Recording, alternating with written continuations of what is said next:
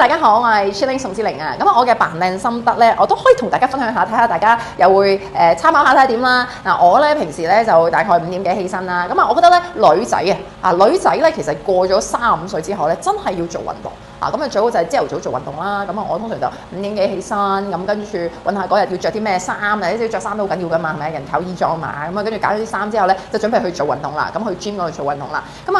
我覺得做運動咧，除咗可以去爆汗之外咧，亦都可以咧將你身體咧嗰啲嘅新陳代謝唔好嗰啲咧，全部咧透過啲汗咧就可以即係發揮晒出嚟啦。同埋帶氧運動啦。所以咧我而家講嘢咧就比以前嚟講咧都冇咁樣成日走音啦。我覺得咧飲品都好緊要。好多時咧啲人咧跑步咧就會飲水啦，但係我咧有個心得嘅喎，就係咧呢個薏米水擠檸檬啦。冇加糖喎。薏米水咧就係啲生熟薏米又得熟薏米又得，冇所謂嘅。我咧就通常因為我做流行都市多咧，咁嗰啲嘅醫師就話生熟薏米好啲，咁生熟薏米啦，浸半個鐘啦，當然洗乾淨浸半個鐘，跟住煲一大泡，哇真係好抵飲㗎，係咪10幾蚊一包，咁飲咗一大泡，跟住之後咧就倒落個壺仔度啦，跟住就擠啲檸檬落去如果你哋會加糖嘅話咧，咁就我覺得個功效就會爭少少啦。因為嗰啲營養師成日講話唔知鹼性嗰啲咁嘅原因之下啦咁所以咧檸檬咧係就咁清檸檬係最好嘅咁我就會係薏米水擠檸檬，跟住跑完之後咧就飲係啦，會飲一大壺咁樣咧。我覺得咧本身我皮膚咧都唔係話真係好白嗰啲人嚟嘅，但係飲得多之後咧我就覺得有少少通透咗啦。又可能亦都係跑步有啲汗嘅原因啦。成個人又精神咗啦，同埋咧去水腫嘅喎。大家咧可以參考下嘅。